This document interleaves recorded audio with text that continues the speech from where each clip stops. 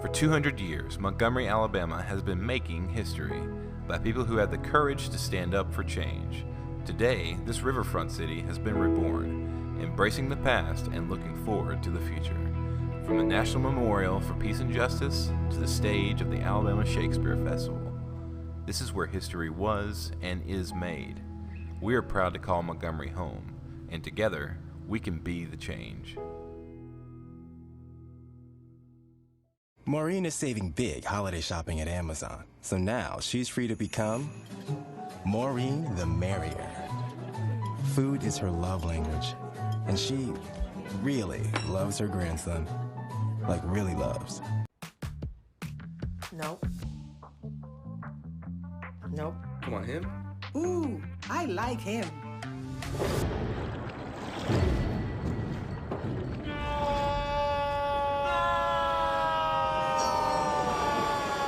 Quick, the quicker picker-upper.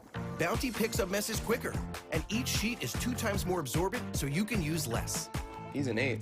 He's a 9. Bounty, the quicker picker-upper. Oh, that spin class was brutal. Well, you can try using the Buick's massaging seat. Ooh, yeah, that's nice. Can I use Apple CarPlay to put some music on? Sure, it's wireless. Pick something we all like. Okay, hold on. What's your Buick's Wi-Fi password? Buick Envision 2021. Oh, you should pick something stronger. That's really predictable. That's a really tight spot. Don't worry, I used to hate parallel parking. Me too. Hey. Really outdid yourself. Yes, we did. The all-new Buick Envision, an SUV built around you, all of you.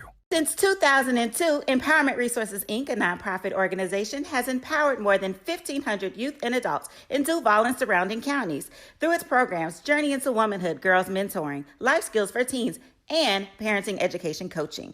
To get involved with programs, volunteer, or donate, visit www.empowermentresourcesinc.org. Follow us on social media, facebook.com/empowerment.resources and instagram.com/empowermentJAX.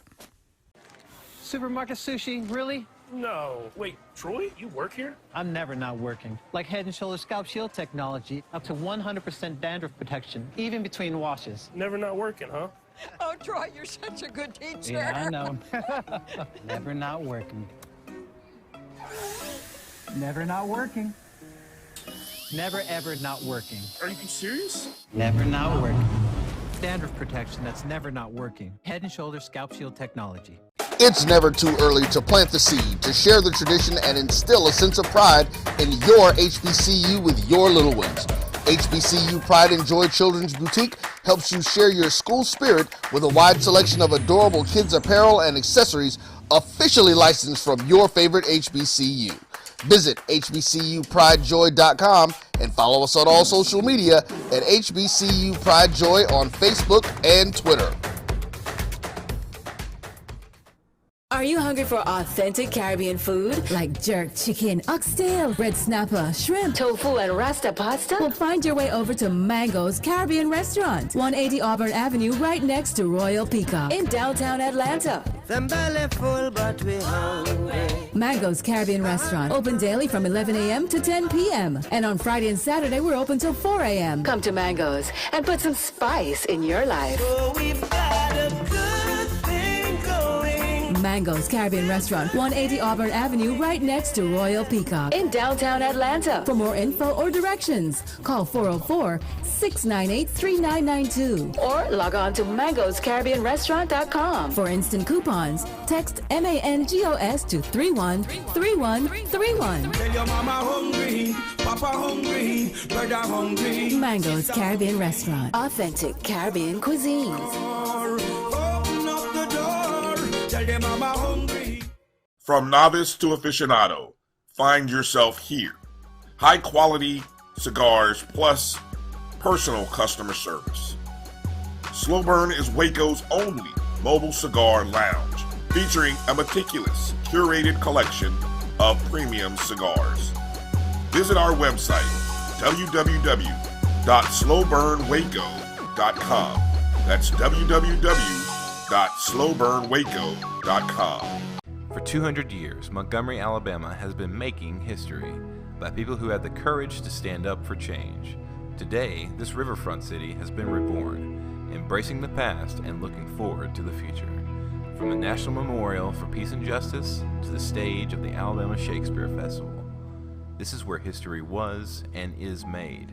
We are proud to call Montgomery home, and together we can be the change. Maureen is saving big holiday shopping at Amazon, so now she's free to become Maureen the Merrier. Food is her love language, and she really loves her grandson. Like, really loves. Nope. Nope. Come on, him? Ooh, I like him.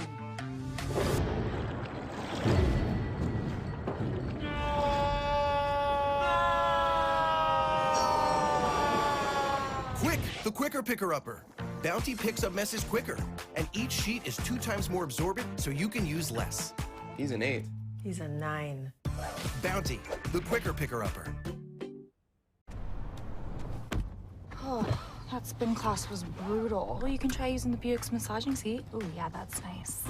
Can I use Apple CarPlay to put some music on? Sure, it's wireless. Pick something we all like. Okay, hold on. What's your Buick's Wi-Fi password? Buick Envision 2021. Oh, you should pick something stronger. That's really predictable. That's a really tight spot. Don't worry, I used to hate parallel parking. Me too. Hey.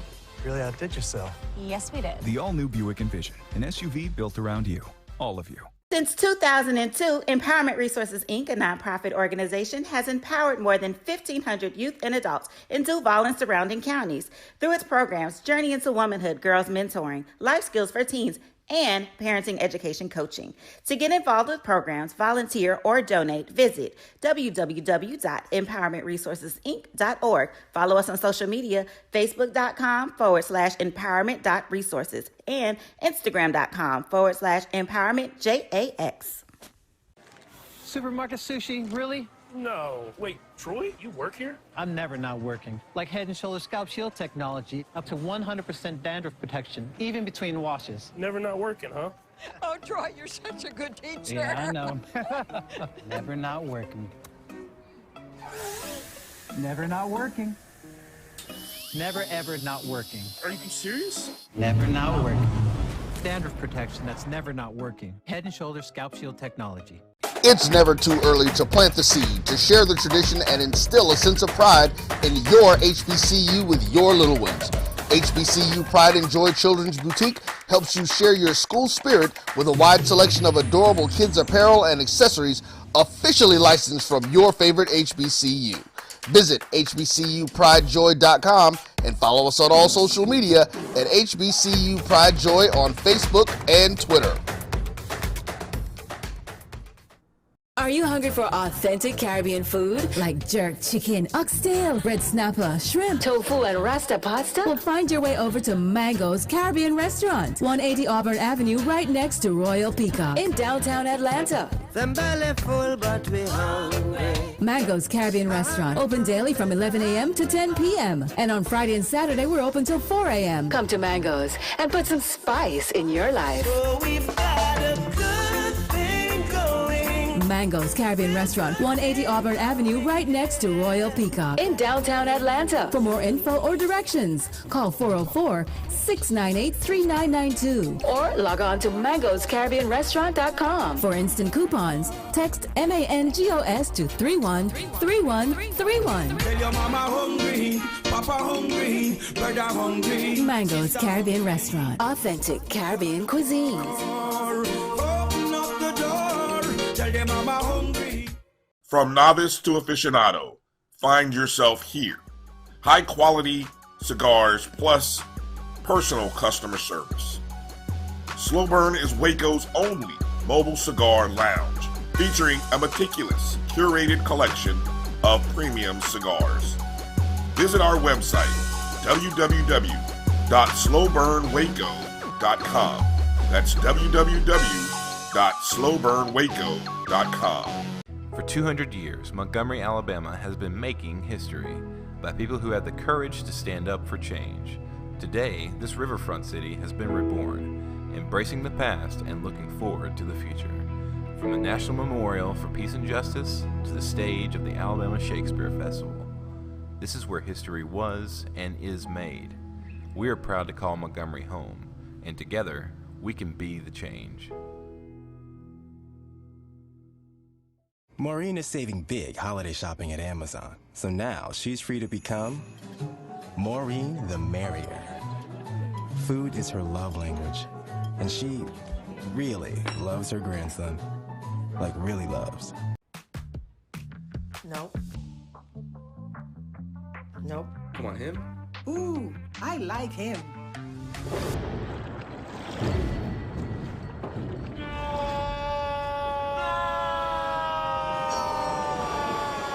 Quick, the quicker picker-upper.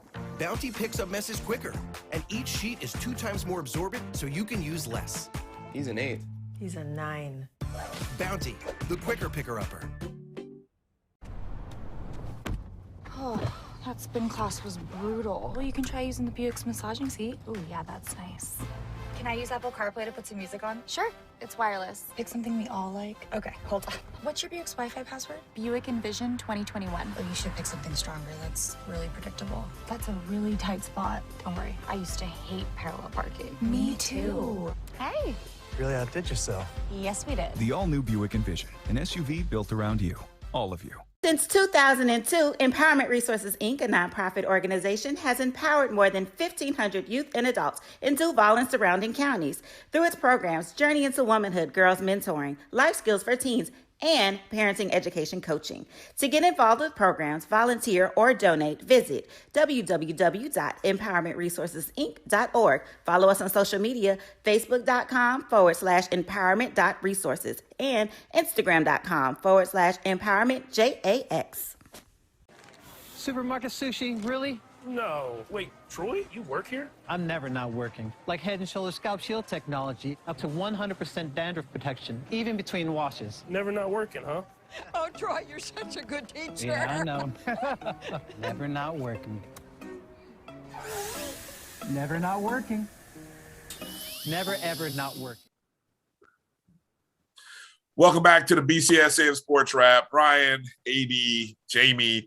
Fellas, let's pick it up here again. We're here for a good time, not a long time. So let's kind of we're getting into that final fourth quarter here.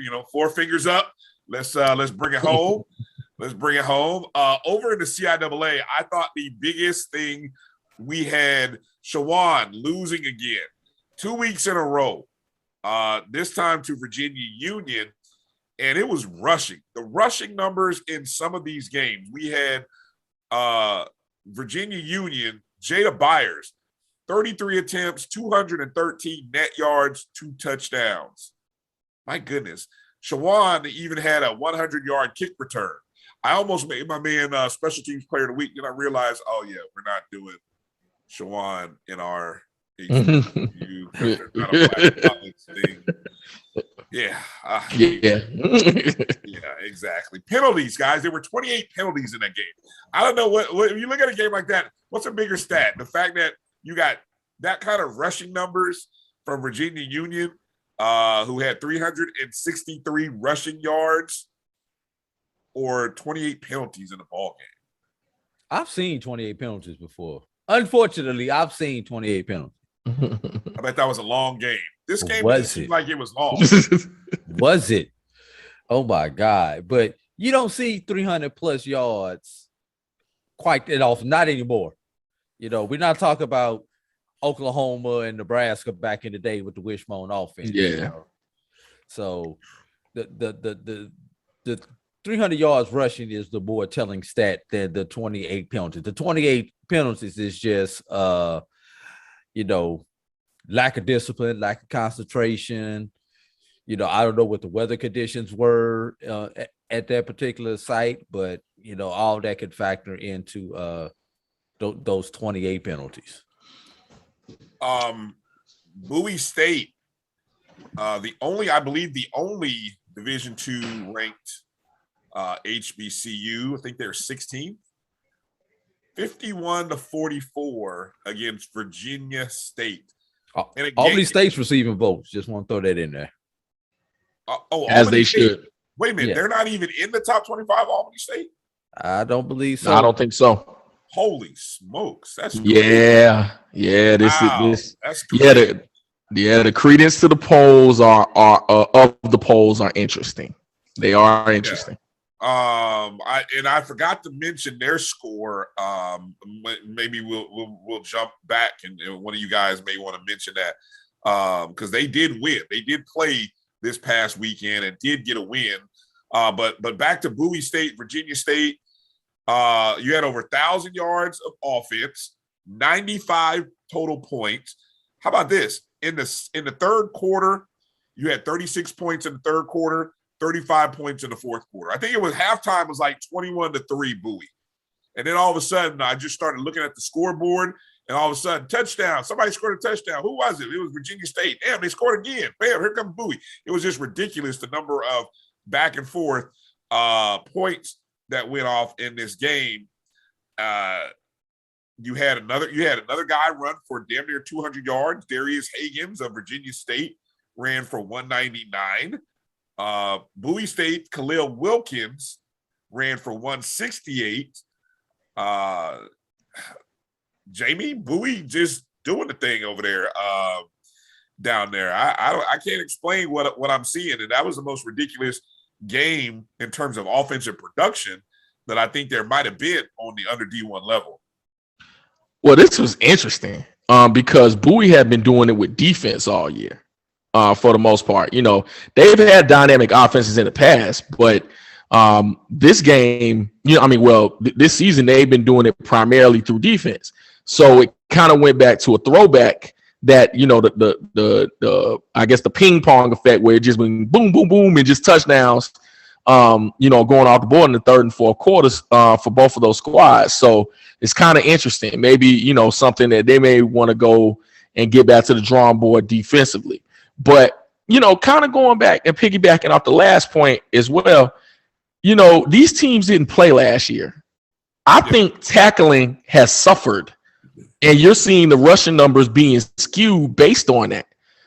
Just as you kept kind of reading the stats, really for all divisions and all squads, especially teams that didn't play last year or teams that didn't play in the spring, you're finding out that, I think in every facet, maybe even of education, that there's a lot of relearning going on. And I think relearning to playing ball is one of those things too, as far as, the lost art of tackling and the lost art of just getting the man to the ground. So I think, with rule changes and having to relearn what that is and what that new normal is as far as playing football and really defensive football in general, put 7-on-7 ball in there too. I think when you're not doing something for an entire year, I think it does have an effect, and I think you're seeing these squads having to relearn those things. Drew, care to add anything there regarding Bowie and Virginia State? No, but I am going to bring this out. You were talking about rankings and polls. The latest D2.com football poll, shout out to Chris Ferguson, friend of the show from D2football.com, has Bowie State ranked at number 12, and they're the only HBCU ranked in the D2football.com poll. But over on the AFCA coaches poll, you have Bowie State ranked at 14, with Albany State and Savannah State in the receiving votes category, where we know Saturday that's going to take care of itself because one of those two teams will be dropping out of the receiving votes category. So just thought I would bring that out to everybody. You know what's interesting? This is where Bowie State is as a program. Now, they still have not lost to a Division II opponent in the regular season since 18, I believe. Yeah, 18. Now, I mean, they had the playoff loss in 2019. They had the first game of the season this year. What? And at 18, they lost in the playoffs in 18 also. Right. But I think, but so Bowie now has reached that level where I think, and I juxtapose this with Albany State. Albany State has the number one scoring defense in Division II football, allowing 6 points a game. They held Benedict to 6 points this past week. They're the only team that really has kind of probably held Valdosta State to, I don't know. I haven't looked at Valdosta. I think it was 21 It was 21. 3. Yeah. 21-3. So when you go and look at what Albany State is doing right now, and for them to not even be in the top 25 is shameful. But it also speaks to the credibility that Bowie State has built up over these last 2-3 seasons. The fact that they're moving up in the polls. And I mean, look, they had to struggle a little bit with Virginia State. I mean, no lie, that game was tied up at 44, and Bowie State won that ball game in the fourth quarter. And so I just find that interesting. It's just something to kind of keep an eye on. A victory against Savannah State will give Albany State some credibility. Unfortunately, no one else in the SIAC will give Albany State that credibility. They're going to have to rely on their win against Mississippi College earlier this season and that competitive game that they played against Valdosta. And I can't remember who their other non-conference opponent was. Shorter. I was about to say Shorter. Yeah, they opened with 2 wins against Mississippi College and Shorter. And so they're going to have to rely on that non-conference schedule to get them a decent ranking in the Division II polls. And let's be real, if Albany State wins out, Albany State will be in. Bowie wins out, Bowie will be in. Savannah State wins out, not 100% sure Savannah State gets in. Really? Why? Well, number one, that butt whipping they took by Valdosta State. Let's put that one on there. And then they've got to win against Erskine as a non-conference win. Okay. So what does that do to your strength of schedule? They've also got to win against Livingstone. So I mean, that's not. I mean, what does that do your strength of schedule? Those two non-conference wins. Okay, I see your point. Good point. Winston-Salem State gets a shutout against St. Aug, 41-0. How about Shaw, 20-9 over Livingstone? Interesting. When I looked at Shaw, here's a team that they have 2 losses this year by 2 and 3 points. Shaw is running on the risk of missing out on everything this year. They'll probably finish 8-2 with a 3-point loss to Fayetteville State and a 2-point loss to Davidson College back on week 2. Shaw, just something to think about how crazy it is. And the fact that Shaw and you're up on the playoff rankings just as well as anybody that in Black college sports, Drew. I think it's real interesting just seeing how far away. See Virginia State Shaw 2019. Is. Right. Speaking of teams that are just way off on another planet with an opportunity that who knows what kind of opportunity they'll get. Fayetteville State. 55-12 over Johnson C. Smith. Fayetteville State put up 500 yards of total offense. They defensively, this is just damn Jackson. I mean, wow.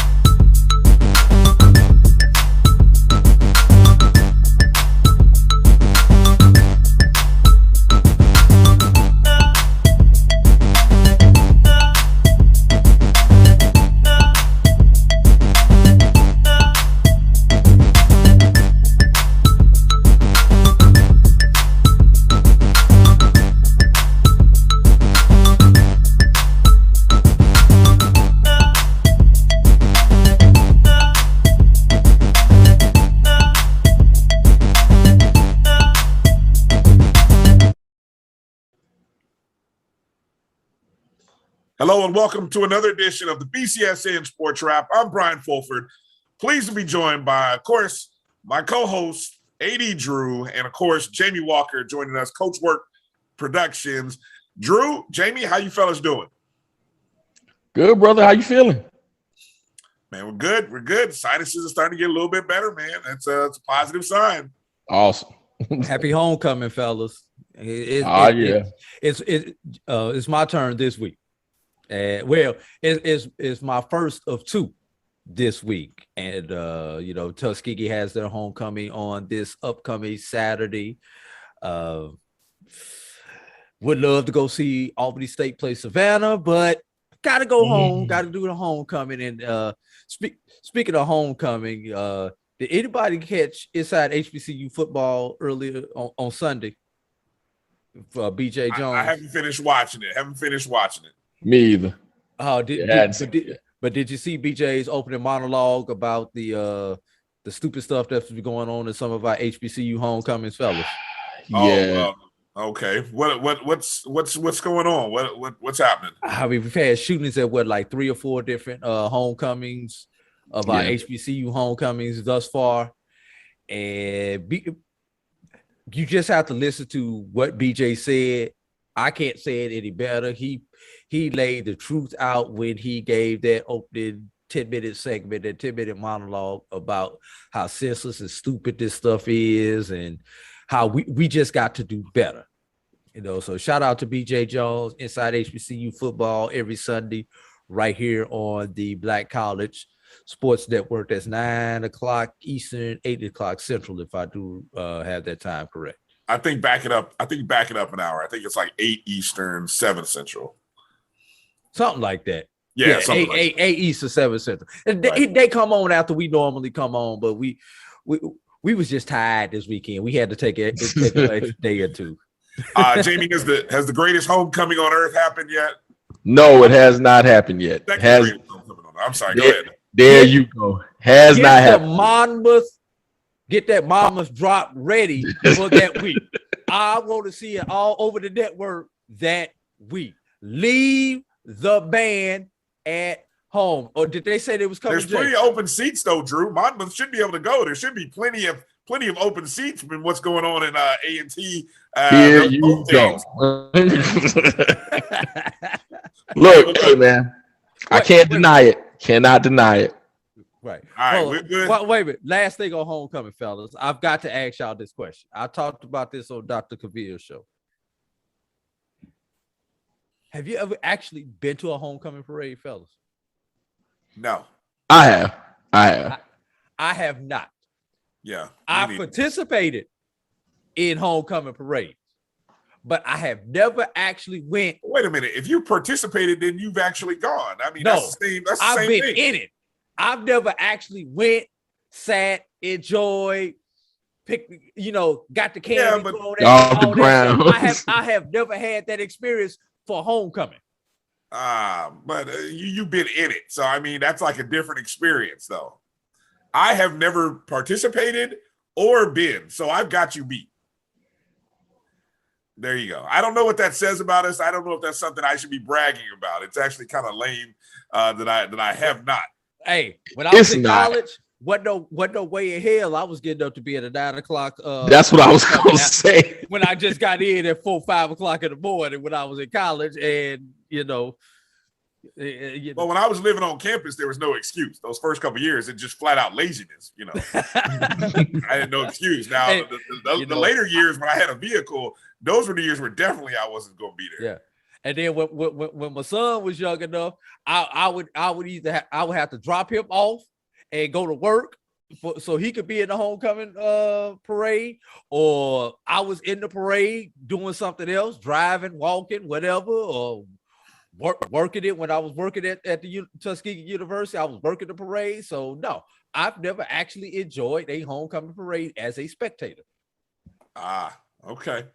Well, look, fellas, we're here for a good time, not a long time. So let's make sure we can get in and get out here. We got a lot of stuff to talk about. Week 7 recap on the HBCU landscape, and then get into maybe looking at the polls a little bit later in the show, and then we'll kind of do a quick little glance ahead to week number 8. If you're watching our show, please take a moment and go ahead and like and subscribe wherever you're watching us, especially if you're on YouTube watching us. Go ahead and subscribe to that YouTube channel. Go ahead. Also, if you're on Facebook, make sure you like and subscribe there as well. This show, obviously, we're in all kinds of video form, but we're also in podcast form. And so you can find us in 2 places on podcast form, on the BCSN Pod Zone. That's where you can get all of the shows that are part of the Black College Sports Network.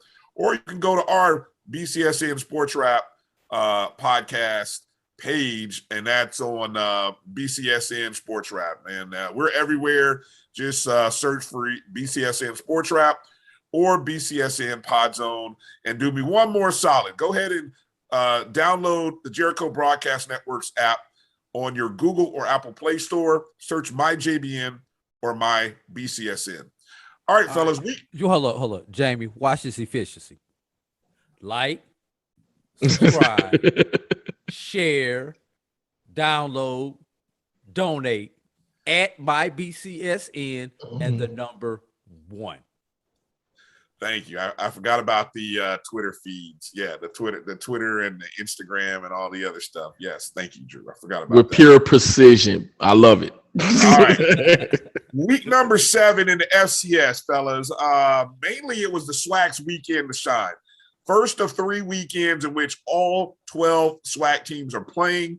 They're playing each other, East versus East, East versus West, West versus West. A big weekend.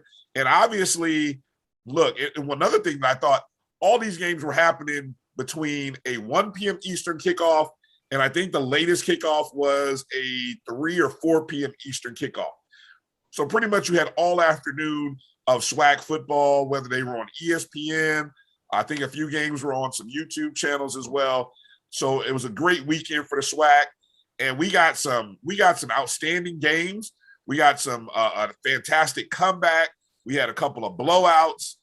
We had, all kinds of stuff. So let's jump right into it. A game that's real close to our heart. We got to start with the lead. We can't bury the lead. The lead story was probably the lead game, and that was in the Eastern Conference. That was FAMU versus Alabama A&M. That was the game that many people thought was going to have an effect, or it was going to affect the Eastern Conference or the Eastern Division of the SWAC. Obviously, the big letdown for Alabama A&M against Jackson State the week before that beating took place, and A&M went from number 1, and in 2 weeks they were like barely hanging on. They were like hanging on to like a 10th or a 9th place, whatever poll you look at. They were like barely holding on. And here comes FAMU. FAMU's defense had been rolling, allowing 7 points in the last 2 games. And I'll tell you what, fellas, Alabama A&M should be applauded, because for the first 2.5 quarters, they pretty much got the breaks, smacked FAMU in the mouth. They took some big punches. They gave some big punches. And I'm literally nervous. I'm not going to lie to you. During the watch party, I'm nervous. I mean, I'm a little upset at a few plays, but I'm nervous. And then all of a sudden, the fourth quarter breaks out. And FAMU goes on a 19-3 run, wins that contest. Beautiful play by Bishop Bonnet to seal the deal with an 80-yard run. Describe what that game was to you, Drew, what it meant as best as you can. It meant FAMU still has a chance for the FCS playoffs. That's what this game and every game subsequent of this game means to a Florida A&M Rattler. Now, for FAMU to get to the playoffs, 2 things have to happen. FAMU has to win out. That's the most obvious one to even have a chance at getting to the playoffs. Also, Jackson State needs to win out. FAMU needs to have their only FCS loss be to a Jackson State team that has no FCS losses. Mm-hmm. Jackson State, top 20 in one poll, top number 24 in the Stats FCS poll. So they just broke the top 25. Just broke the top 25 in at least 2 polls. Number 1 in any HBCU poll, of course, except for the BCSN. ranking coming into this week. We'll see what they are at the end when the new rankings come out. But Jackson State needs to be in that number one. So when FAMU puts his resume on the table, we lost to the SWAC East champion by 1 point in week 1. Yeah. Put us in. Right. That's what that game meant to me. Jamie, what did it mean? Wow. I think Drew kind of gave the entire synopsis of what's going on, because we talk about how convoluted the process of selection when it comes to HBCUs in the playoffs. We know the Celebration Bowl is probably or likely not at stake for FAMU, so winning out is important. And he brought up a great point too. The winning out of Jackson State is just as important to FAMU as this victory as well. So it's kind of one of those things where you're looking just at the amount of great teams in that Eastern Division. But I think also it showed me that in that Jackson State game against Alabama A&M, they took a lot. Now give them credit. They came out, guns blazing. I mentioned on another show that, hey, I don't know if Jackson State took Alabama A&M's hard or not. Well, clearly they didn't, at least initially. But give credit to FAMU as well, who did not want to relinquish that game and give it up. And it was one of those things that they kept coming back. It was a good game overall. And I think when you look at everything going forward, if you're a selection committee or you're just looking at these squads within HBCU conferences, hey, make sure you're considering the kind of ball we're playing. It's competitive, highly intense, highly skilled football that deserves to have, multiple teams in regardless of what the Celebration Bowl brings. Yeah, definitely. A&M being up 28-10, middle of the third quarter with about 8:21 to play. They really, the thing that ailed them all year, defense, and their defense failed them in the fourth quarter. FAMU's defense rose up. That's what their strength is, what they have relied on, and it came through. And so it was really impressive to see. Speaking of Jackson State was at home, their homecoming against Alabama State, and 53,578 for now. I don't know if this was touted as, and I don't know, 53 or 55. I saw something else that might say 55. This said it was the largest HBCU homecoming contest. Now, I'm not gonna be that guy and debate that, because I didn't do my digging just yet and check with my Jackson State people. But I'm pretty sure Jackson State has had some very large crowds in the 50s, maybe even 60,000. Now, I don't know if that was when Steve McNair came to Jackson, back in the mid-90s or what, but it's still, all in all, impressive crowd by Jackson State. And look, Jackson State was a tie ball game at the half, 7-7. Alabama State was hanging right there with Jackson State. And then they just kind of separated in the second half. They just kind of woke up and went, 21-0 in the second half. Jamie, what's your thoughts on that homecoming crowd and just the performance by Jackson State against a pesky Alabama State squad? Well, as we continue talking about crowds and that being a sensitive subject right now for me, it's phenomenal.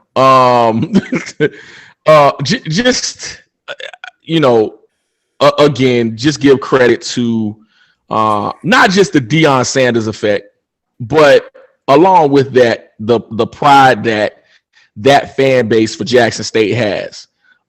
They know their ball club is rolling right now. And it was, if you go pre-Deion Sanders and just look at the coaches that were there before and the hopes that went within those squads, the fan base was still there. So to have really a squad that's able to do the things that they're doing as far as bringing in, people from the outside, and giving visibility to the team, the environment, the personnel around there, the coaching staff, and going to get, quote unquote, those dogs that Coach Sanders was talking about.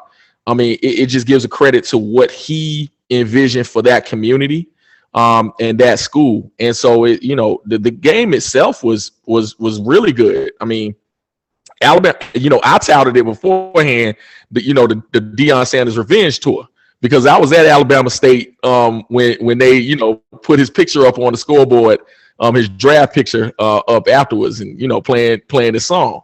And so I figured, okay, they'll get the beat down, win by 2 plus more touchdowns, and do the same thing. But as Summit saw later, they took the high road, and so ended up being 28-7. and so, right now they're rounding the shape. But I also give, credence to having a coaching point as well. They didn't win by as much as I think they would like, and saw some things they could improve upon. So it's kind of one of those things that even within the win, you could see that they have some stuff they need to work on going forward. Drew, what's your take on Jackson State and that homecoming crowd?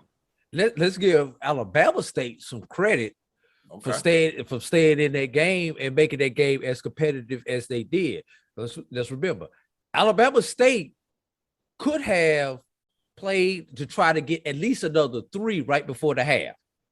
They chose to go in tied, because not saying they were satisfied being tied, but they were in the ball game. You really couldn't ask for anything better, except for to have the lead, than to be tied at halftime with the number 1 team in HBCU football. Problem is, I don't know what Coach Prime says to Jackson State at halftime this year compared to some of the things he said last year, because you didn't see Jackson State come out in the spring like in the second half, like they have in the second half of this year. So let's give Alabama State, and really Alabama State, you always felt Alabama State was still in that game even into the fourth quarter. They still had a chance. They were 1-2 plays away from getting right back into that game. That's number 1. Number 2, let's talk about this crowd. There was another game in the state of Mississippi. Alabama, Mississippi State.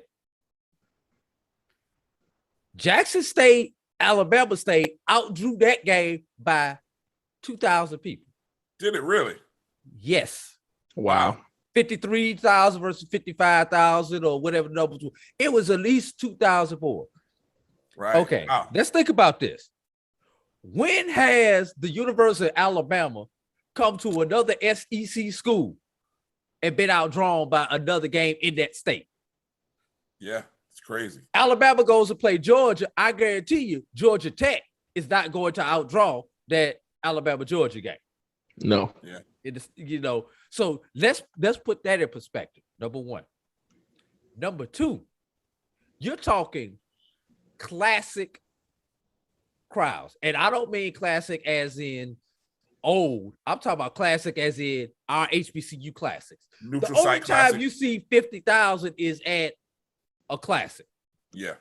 Bayou Classic, Magic City Classic, Florida Classic back in the day. Florida Classic, yes, Florida Classic. Southern Heritage Classic, possibly. Maybe not even in the Soul Bowl or anything like that. So here's the thing. Will a classic outdraw Jackson State homecoming this year? That's the question we need to be putting up. Yeah, does the Magic City have enough juice now? Given the fact that A&M and State, usually they tell me that that game draws big crowds regardless of the record of the teams. Well, here's a prove it game. Right. I guess. So that's the next step we need to track here at the BCSN. Will a classic? And now let's think about it. The largest 2 attendance games this year have involved Jackson State. Mhm. Southern Heritage, Jackson State Homecoming. Yeah. So that that is what it is. And last, and I'm gonna make this one quick. There's a different type of flavor for some of the people at Jackson State this time. Y'all read between them lines. You got me on that one. I'm gonna have to pull out my. Let me find my my Rolodex and try to figure that one out. Real quick, I do want to go back to something you said about the way Coach Prime is coaching a half. I do recall back in the spring, he was very adamant about getting guys who played with a certain aspiration. And so I heard him in his in the weekly coaches media session with the SWAC coaches, and he just talked about how the guys just, it was like, hey, we just woke up. Coming out of halftime, we were a little sluggish. The guy said, all right, guys, look, hey, it's time to play. It's time to stop messing around, and let's get back to doing what we do.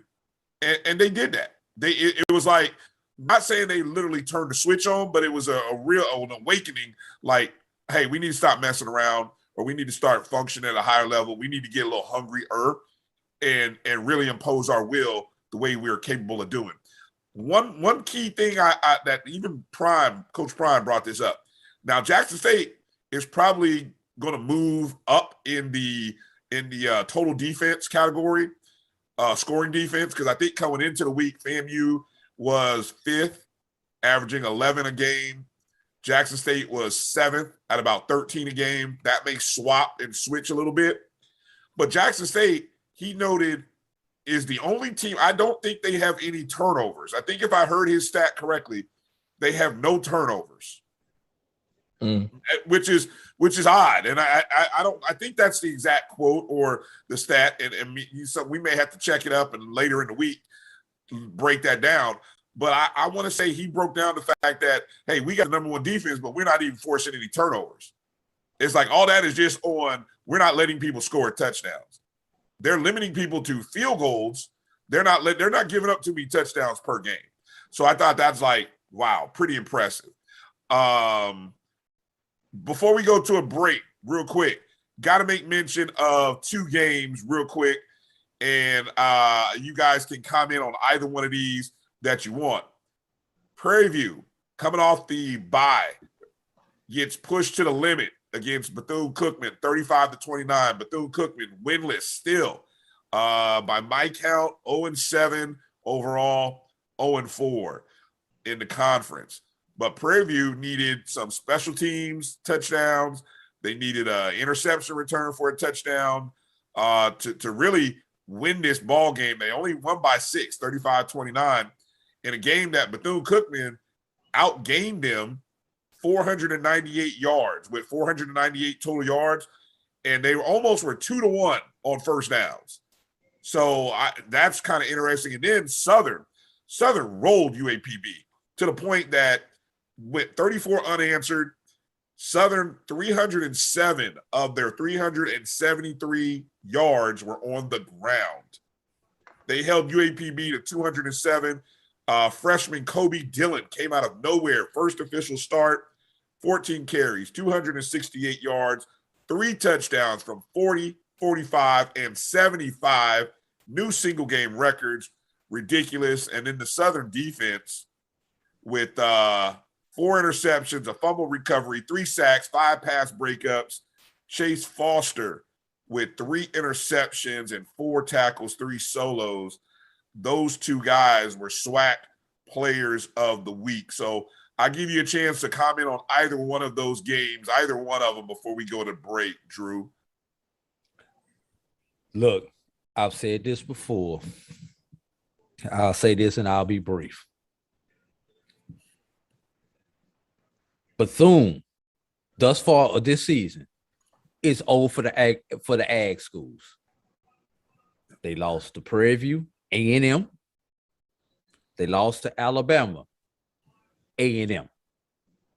We need them to go 0 for 3 on those ag schools to The thing that scares that the other one being Florida, A&M. The only thing that scares me is Bethune comes into that game the third Saturday in November. Also, keep something in mind. They are the only school that happens to play all three of the ag schools this year in the SWAC. Oh, interesting. All right, Jamie, what do you got? Talk about falling from grace immediately. UAPB, like they are not who I thought they would be. Completely off a cliff, but they're getting beat badly. And so I'm not exactly sure what you do to right the ship because they're losing a lot of good players at this point. And it's hard to recruit in the area, especially considering the hype that's going on with other schools. So I'm not exactly sure what you do going in this new West where Alcorn has shifted and now you're kind of in the outside looking in. And so more than anything, just that fall from being almost champions in the West during the spring, and having high hopes to not really being able to compete with any of the squads is really telling. And I'm not exactly sure what Doc Gamble goes and does from here, but they have to get back on a winning trajectory just to even call it somewhat successful. I would call it a huge disappointment. I would call it just a mighty fall from grace from the spring. And maybe for a couple of different teams, spring is not what we thought it should have been, or teams should have gotten prominence from the spring and going into the fall. Here's the question. Will either one of these two teams get a SWAC win this year? I know for you all, you hope not. They're the only two winners teams in the SWAC. Thank you for saying it that way, James. I don't know, Drew. I don't know. Who will get one? I don't. Wow. Who's left on the schedule? I don't think either. I don't think either. I don't think either. I think for you two, and we'll go and predict that, I guess. I think FAMU beats Bethune handily. I would think, but I mean, they've had a better team in games before and hadn't, pulled it off. So it's just something about that rivalry in general in the Florida Classic. Yeah, UAPB has lost 5 in a row, 4 straight SWAC games. And the margin of defeat keeps growing. It went from 1 point against Alcorn to 10 to Prairie View, 20 to Alabama State, to, I don't know, you do the math, 34 minus 7. What's that, 23, 24 to Southern. It can and they got Arkansas. That's FBS Arkansas this week. So it just, I mean, damn, it just keeps getting worse and worse for UAPB. And I tell you, there is no sadder press or coaching interview to watch if you watched the SWAC coaches media availability on Mondays. There is no sadder watch than Doc Gamble having to continually explain why his team is doing this. Mm-hmm. I mean, you go back and play them. If you started, just go back and play from the Prairie View game and then, or the Alcorn game, and just follow it. Just after each, I mean, it just keeps getting sadder and sadder, and it's just like, wow, nowhere to go. All right, let's take a timeout. When we come back after this word, we will get into a little bit of the Division II action, the Under D-1. We'll try to stay away from what's happening with North Carolina A&T because Jamie said that's the only way he was coming on this show.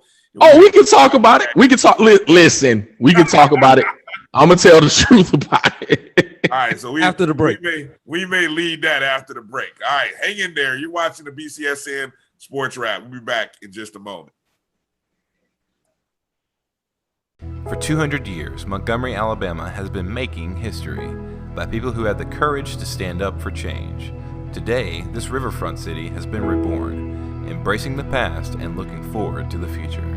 From the National Memorial for Peace and Justice to the stage of the Alabama Shakespeare Festival, this is where history was and is made. We are proud to call Montgomery home, and together, we can be the change.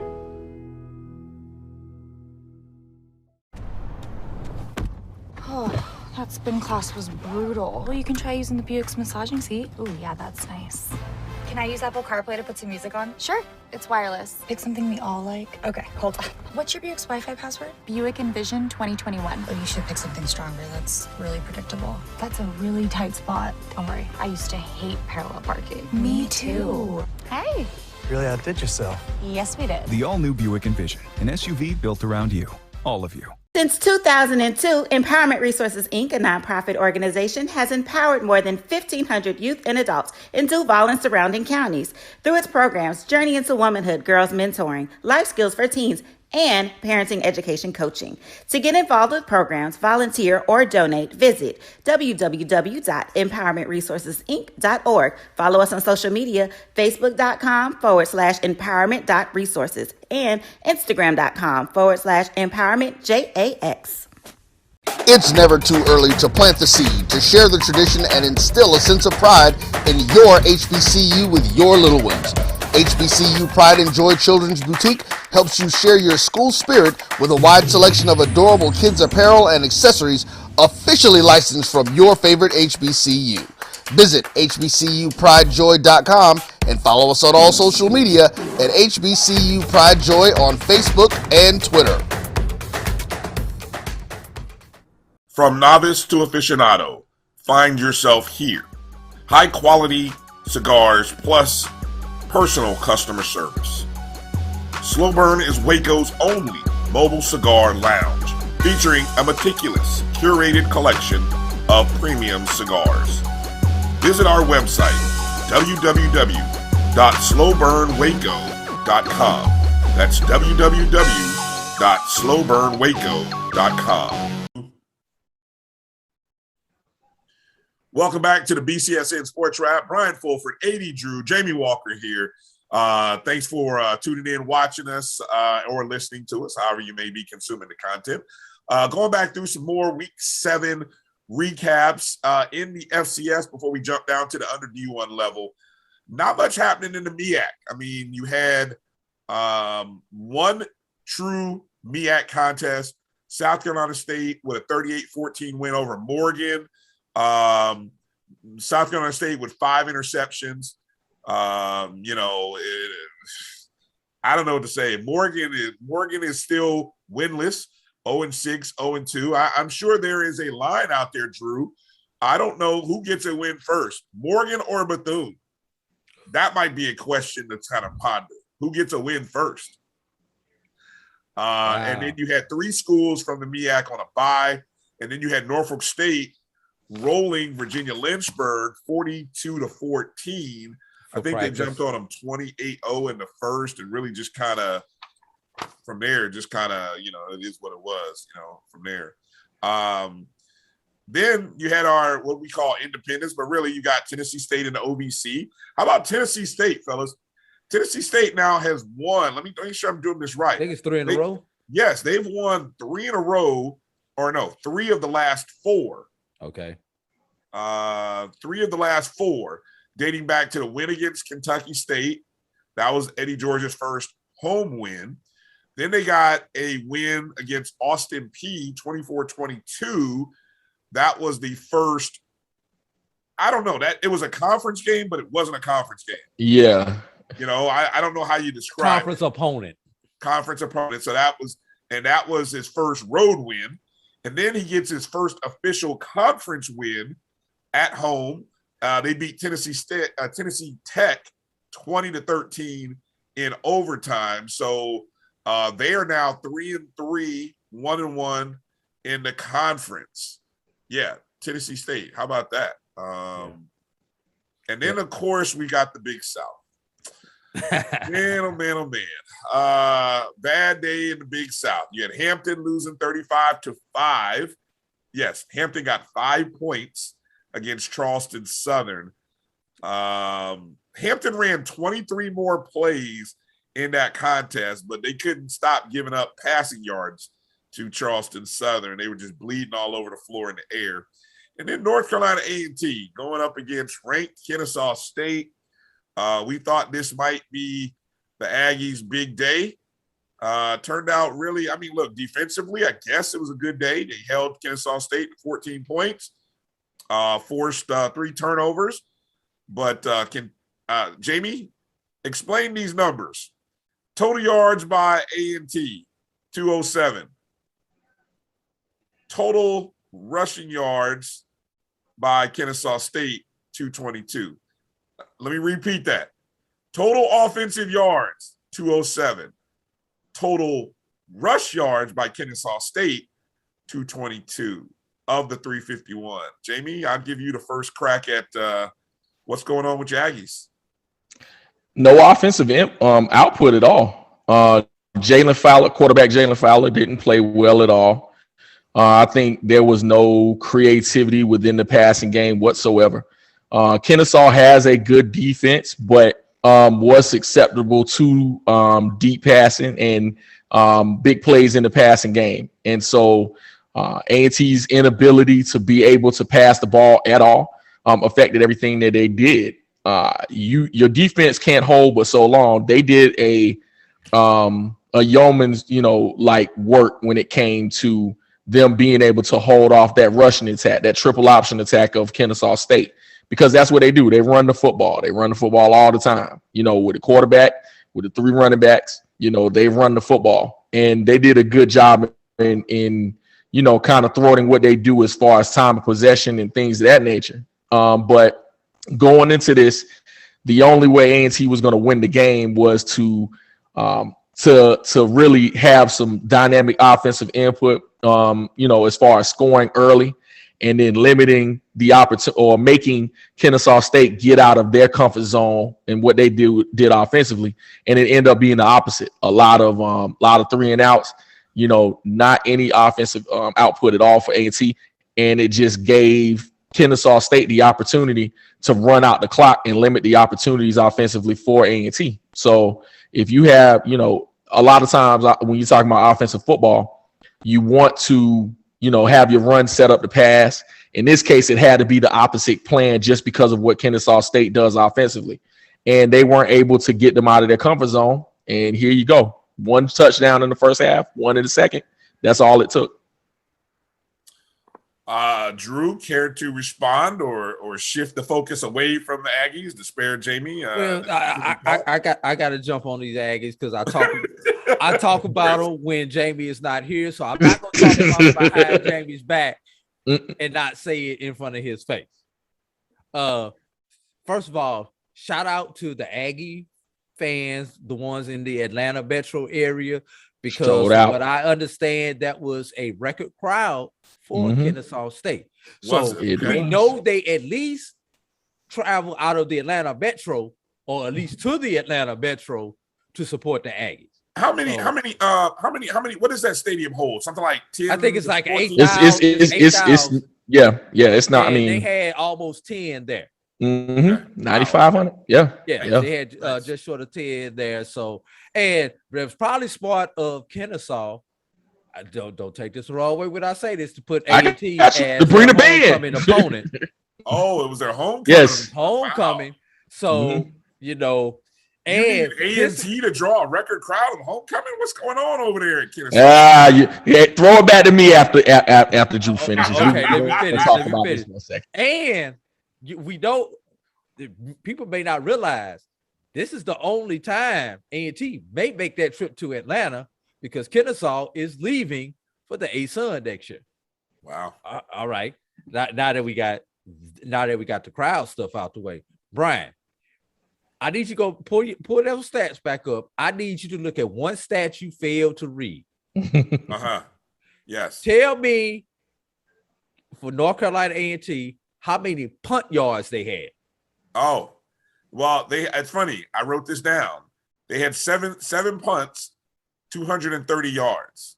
So whenever your punter has more yards off his foot than your entire team, you're not going to win too many football games.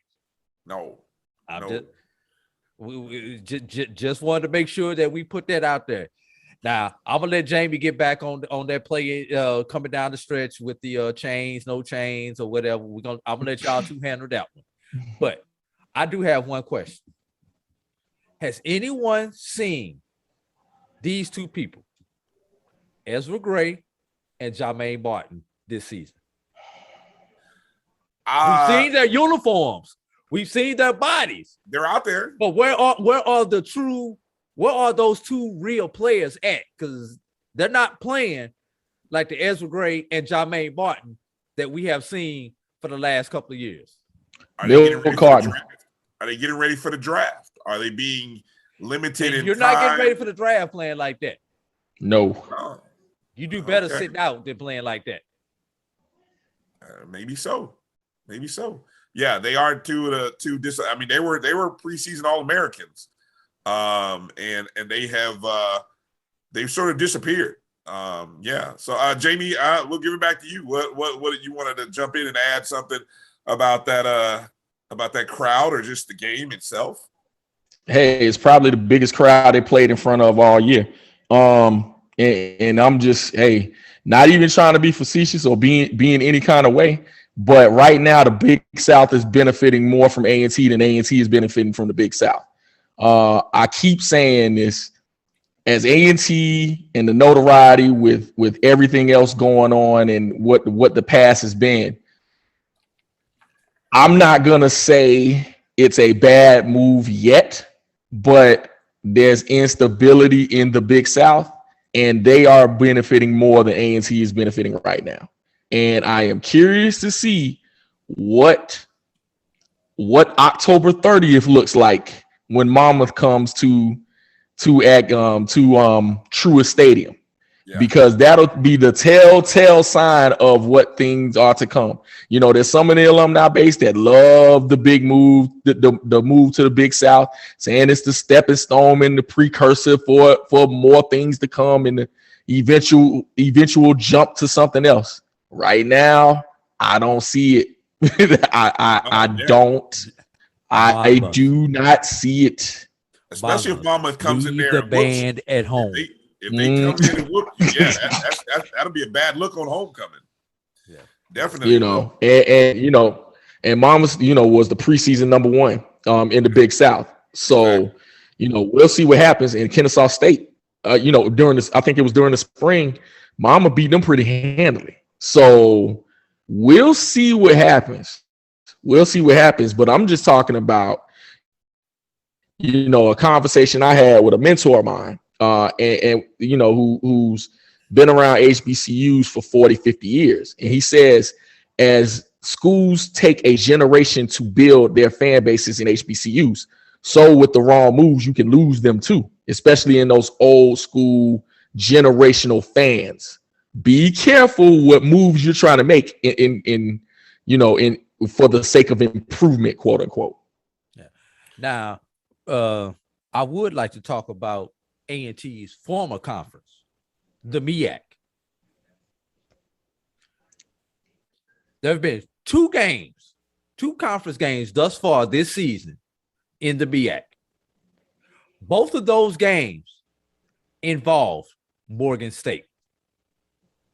Keep something in mind when evaluating Howard and South Carolina State, the two teams that annihilated Morgan State.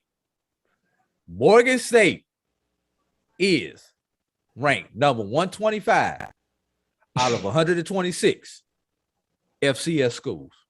Wow. There is nothing to see in the MEAC conference-wise yet. That's my whole point for even jumping in there.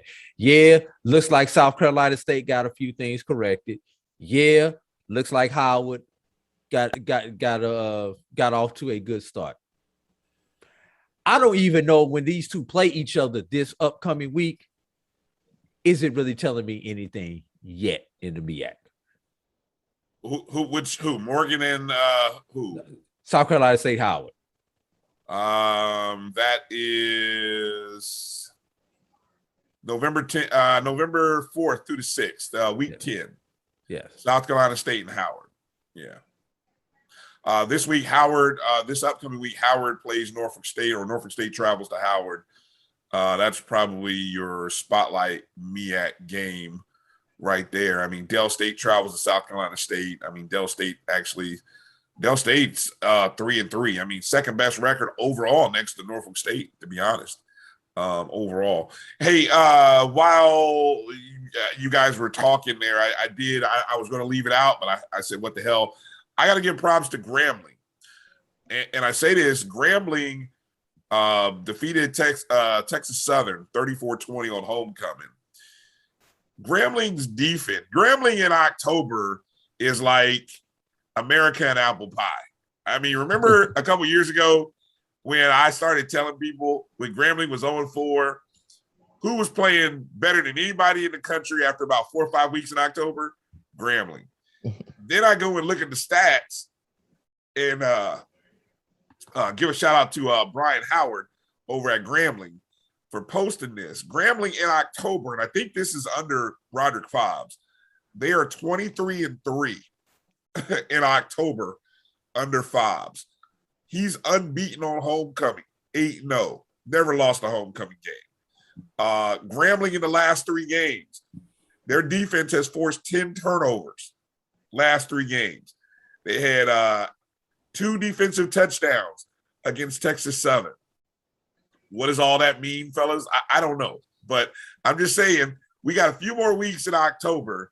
And when I go and look at this schedule, as I roll through my Rolodex here for Grambling, what I see, I see that nasty game on October 30th. Grambling has a bye, and they travel to Tallahassee. That's all I'm saying. I am very nervous about Grambling. I'm nervous every week, but that's because there's good football teams every week. And I have reason to be nervous because Grambling's getting a bye, and then they're on the road to Tallahassee looking to ruin our homecoming. We'll see what happens. We'll see what happens. Yeah. Real quick, one big story as we get ready to, before we go to the break, I thought we'd make a special mention of Lincoln, PA in the CIAA ending a 19-game losing streak.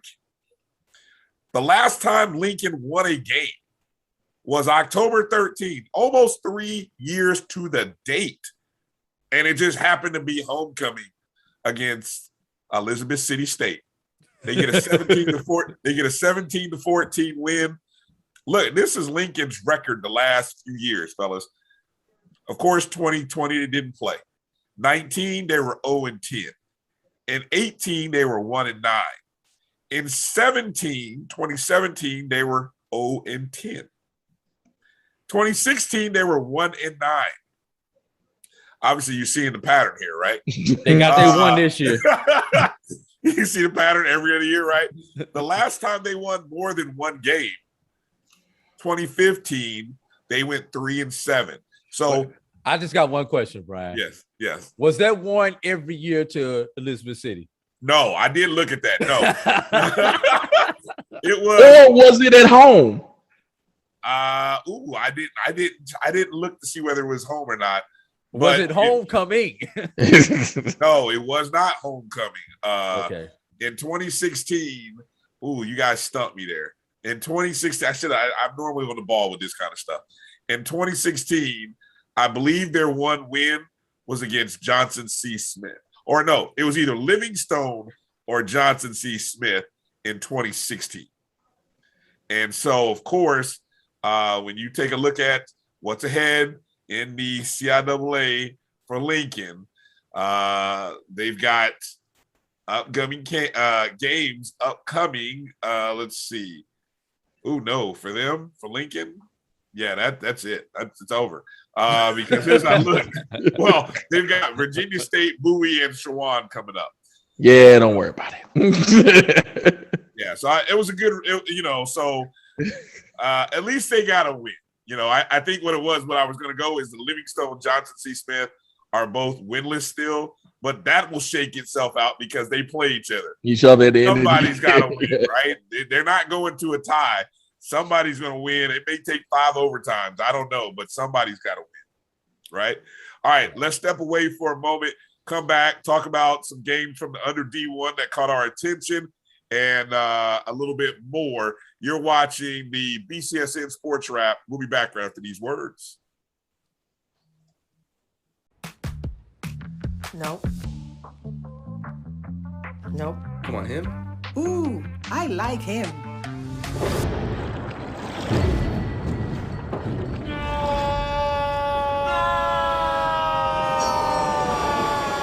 Quick, the quicker picker-upper. Bounty picks up messes quicker, and each sheet is 2 times more absorbent, so you can use less. He's an 8. He's a 9. Bounty, the quicker picker-upper. This is Carlos Brown, letting you know that we're on the move. You can now catch the Carlos Brown Show beginning this July on the Black College Sports Network each and every Saturday from 11 to 1 Eastern Time. That's 10 to 12 Central Time. Same time, new place. On Facebook at the Carlos Brown Show and Black College Sports Network. Online at www.mybcsn.net and on the BCSN app available on Google Play and the Apple App Store.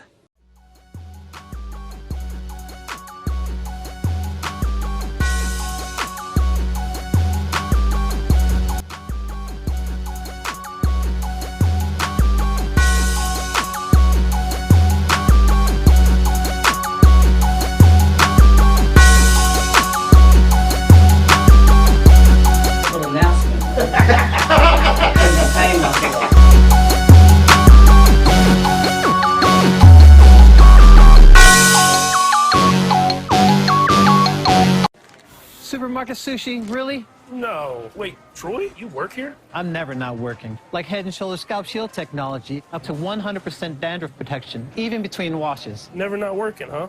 Oh, Troy, you're such a good teacher. Yeah, I know. Never not working. Never not working. Never ever not working. Are you serious? Never not working. Dandruff protection that's never not working. Head & Shoulders Scalp Shield technology. Welcome back to the BCSN Sports Wrap. Brian Fulford, AD Drew, Jamie Walker here.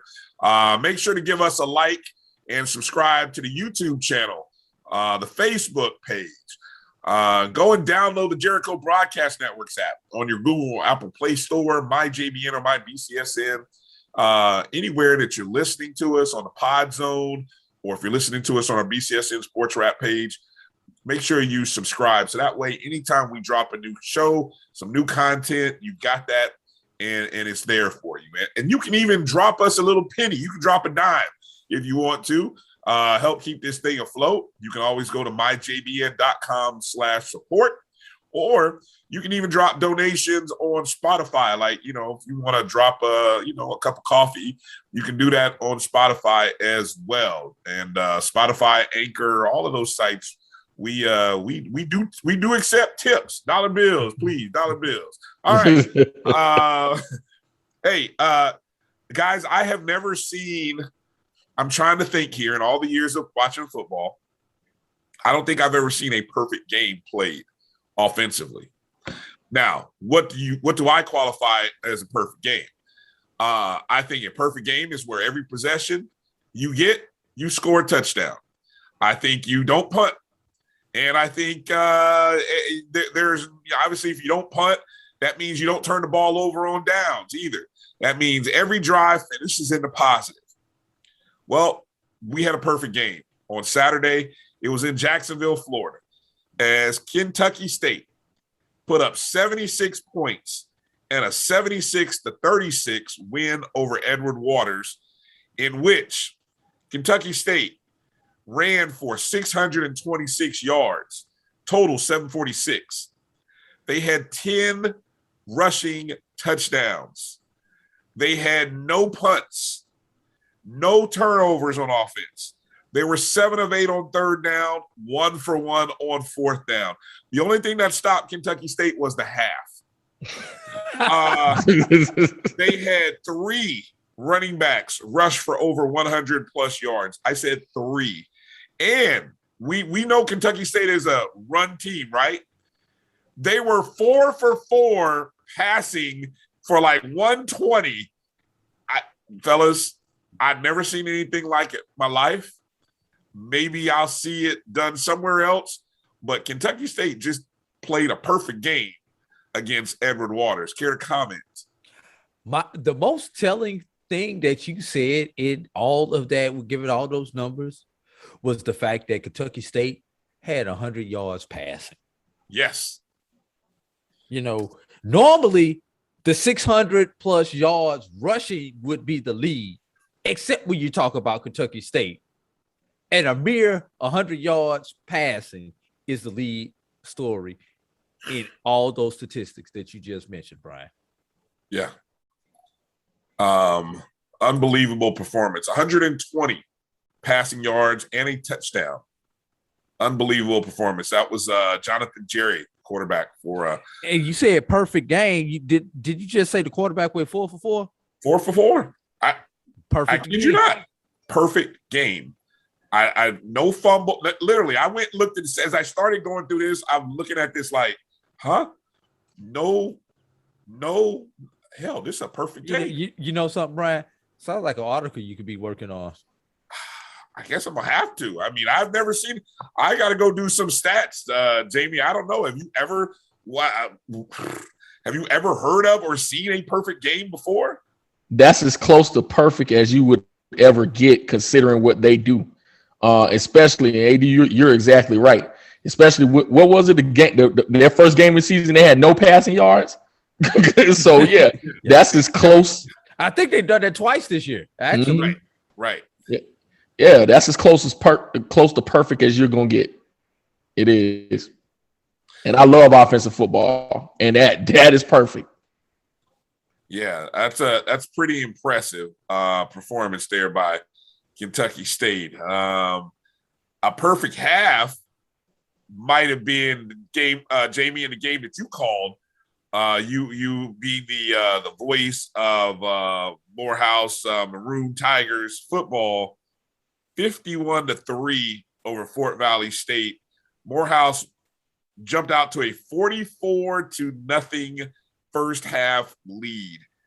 445 yards of total offense to Fort Valley State's 171. I mean, this is a Morehouse team that, I mean, look, I still go back to thinking, Jamie, I asked you 2-3 weeks ago, I said, Jamie, when's Morehouse going to get their win? Get that first win. I remember the question. And I thought it was Clark. I think they heard you, Jamie, because after that, they are 2-0. Look, you talking about the shock of a lifetime. I think everyone in that PA booth that day was just dumbfounded in witnessing what we were, just looking at. I mean, it started off, first of all, Fort Valley wasn't a slouch. They came into the game 4-2. So it was, and with pretty good wins, an effective offense and defense. So it wasn't a thing of them, coming in where it was a fluke. And Morehouse absolutely dominated. First, they, recovered a fumble kickoff from the outset. Then they blocked the punt. And once the momentum started, it just never stopped. And Fort Valley's offense could not muster. I don't think they got past the 50 until late in the second quarter. Wow. So it was a thing where it was just horrible offensive football. Our quarterback, Tyrell Jackson, for Fort Valley, could not muster anything in the passing game, and they loved to pitch the ball around. The only thing they could get was, any yards was through the ground or was on the ground. So, kudos to Morehouse, who's been able to kind of right the ship. They've had some things that have happened as far as injuries. Santo Dunn, their workhorse back, that scat back, that little guy who they were going, preseason, all SIAC, he got hurt in I think against Miles. And so they have never been able to recover, but give them credit. They've had some depth back there with Frank Bailey and Ernest Davis. And then Michael Sims, it took a while for him to get on track, but he played definitely his best game against Fort Valley. So, kudos to Rich Freeman, who, somehow, some way it was shaky for one of the longest tenured coaches in the SIAC. But hey, right now they're playing good ball. I mean, that game, Drew, for Fort Valley, I mean, they're still in the hunt in the ridiculous East with a win, and they might have blew it. They whatever little outside shot they had, of course, I mean, they've got to deal with Savannah State and Albany State later, but to stay alive, that was a game they should have won, but they blew it, and now they may have blown all chances in the East. Drew's happy because Tuskegee got a 29-0 win over Central State. Come to find out, Central State's coach got let go maybe days before that game. So, and then, he wasn't there for but a minute, cup of coffee. And that we want you to donate to us. Yeah. Speaking of lopsided stats, which is a trend, I've noted it is a trend in the under D1 level between the SIAC and the CIAA. Tuskegee outrushed Central State 225-78. Tuskegee's defense, 2 fumble recoveries, an INT, 5 sacks on the day. Pretty impressive for Tuskegee, and it's a good way to roll into homecoming, man, Drew. And look, man, from out of the depths of nowhere, Tuskegee has won 3 of the last 4 games. Is that right? No, 2. They're pretty much gone every other game. Game. No. This is another 5-5 campaign for Tuskegee. All right. This will be the 3rd 5-5 in a row. And look,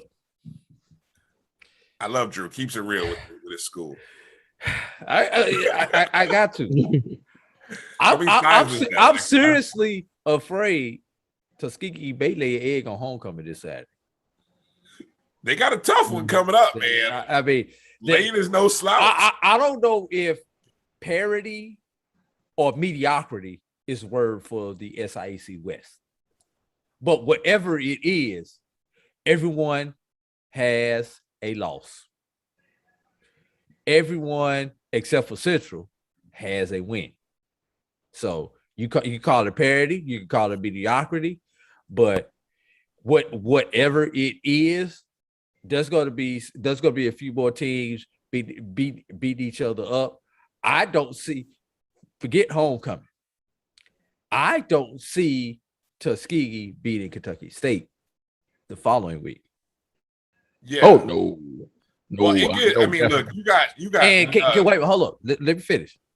Can you imagine the first Saturday in November in the SIAC West, where potentially Miles and Tuskegee may possibly be out the race? And if I'm not mistaken, the championship game is in the West this year. Are they still going with East West, or did they come to their senses to go with best record? I want to say it's the West. I still want to say they're alternating. I'm 99% sure because I remember kind of having a discussion at the beginning of the year. If that's the case, maybe going to Jackson, Tennessee, or Frankfort, Kentucky for the championship. 500. You'll be lucky if you have 1,000 people. Well, if Albany or Savannah have to travel to Frankfort, Kentucky, or to Jackson, Tennessee for the SIAC championship game, attendance, you would be lucky if attendance hits 4 digits. Well, wow. I mean, come on. You got that that little faith in your... All I am going to say is, and we'll go back there, had a home game. I remember the year Fort Valley Kentucky State played for the SIAC championship. One of the last times they used a neutral site when they played at Crampton Bowl in Montgomery. There was 700 and some odd people at that game. Shame on both schools for that. Now that was a different Kentucky State squad. That was a 4-6 Kentucky State team. Yes, exactly. 4-6. I guess I believe like a 7-3 Fort Valley. Neither team was all that. Yeah, this wasn't that long ago, right? This was like 16, I think. Yeah, 15 to 16. Yeah, one coaching cycle removed for Fort Valley, if I'm not mistaken. For both teams. Kentucky State. Hold on. But you mentioned Lane, upcoming opponent for Tuskegee. We're talking about the West. Miles went on the road. Now, this is 1 week after Miles gave up a 24-21 game at home on homecoming against Benedict. They jumped up. Well, no, let me see. Hold on. Miles was on the road that week? Yeah, Miles went on the road, lost to Benedict 24-21. I believe that was Benedict's homecoming. Then they went to Lane. Got a win this time. This time they found a way to get a win by 3 points, although the score was a little bit closer. The final score was a little bit closer than the game. Lane had jumped out to a 15-7 lead before Miles ran off 4 consecutive scores, including 3 touchdowns, and went up 31-15 going into early in the fourth quarter. A couple of fourth quarter touchdowns by Lane brought it to within the final score of 3. But really that was a game in which Miles outrushed Lane 348-101. Once again, ridiculous stat trends there for Miles. And Drew, it brings up that point because this week in the West, we've got a big-time matchup between Miles traveling for the 3rd consecutive week. They go to Kentucky State now. I don't know who did the schedule for Miles, but Miles is somehow on the road for a 3rd consecutive week. And, so it's like, anyway, but you were talking about Lane, and Lane is right there in the mix with a 4-3 record. Kentucky State's got a 4-3 record. Miles has got a 3-4 record, but who's going to come out that West? You really don't know. Keep something in mind. Kentucky State gets through these next 2 weeks. They've essentially won the West because you know who they played the last week, right? They got Central State. Exactly. That's why I say they get through these next 2 weeks. Here's something that I'm just looking at the schedule now. I don't know if this changed, but somehow Kentucky State has on their schedule the week of the SIAC championship game. They have a game scheduled against. Yeah. Against who? Erskine. They've been kind of playing everybody in the SIC. Yeah. I don't know how that's going to play out. It won't. You don't think that game will happen? No. All right. If Kentucky State's in the SIC championship game, I guarantee you Erskine, they do not play Erskine. Now, they may call somebody else and say, hey, y'all want to pick up this game against Erskine? But Kentucky State won't be playing against them. I know Tuskegee cannot play against them because Tuskegee added their 11th game to be the Turkey Day Classic because you can't get an 11th game. So that's the Turkey Day Classic for Tuskegee. So if Tuskegee were to be eligible, they would opt out of the SIC championship? No, they would still play the SIC championship game. But the SIC championship game is an exempt game. So what would happen to the game against Alabama State? No, they still would play that one.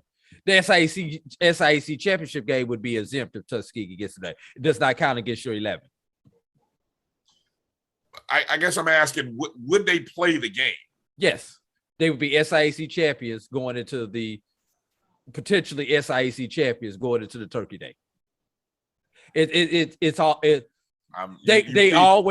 would always play in the SIC championship game and then play the Turkey Day Classic 2 weeks later. 2 weeks, okay. because that's what it is. It's like, well, 10 days later, whenever it is. I'm so confused, but it's the SIC you're supposed to be.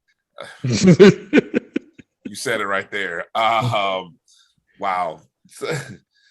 With that point, let's go to a break because I was going to mention Savannah State against Clark. I will mention it real quick. 49-14 final score.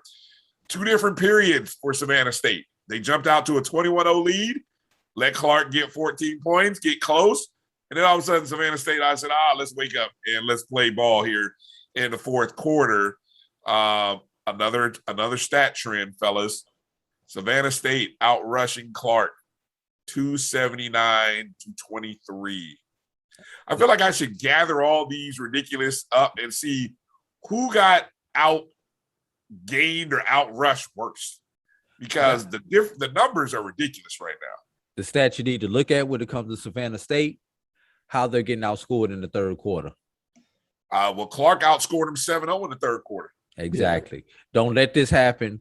This better not happen Saturday. That's all. Oh, no. We'll talk about that later. Big matchup coming up. All right, yes. Let's take a break.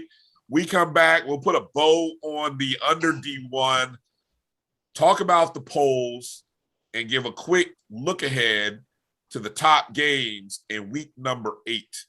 You're watching the BCSN Sports Wrap. We'll be back right after these words.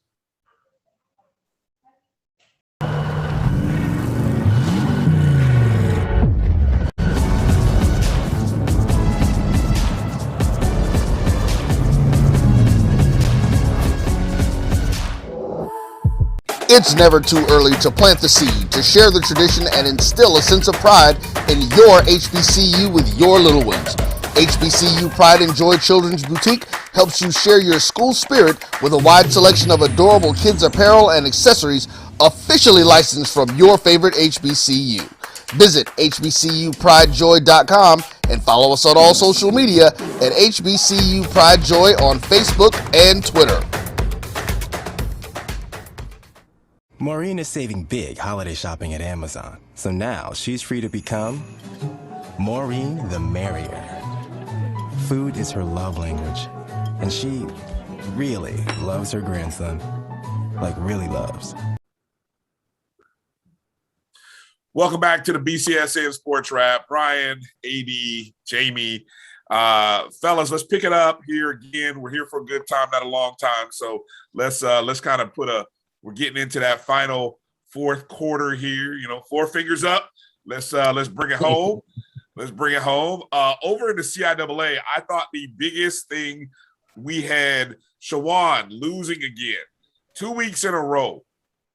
This time to Virginia Union, and it was rushing. The rushing numbers in some of these games. We had Virginia Union, Jada Byers, 33 attempts, 213 net yards, 2 touchdowns. My goodness.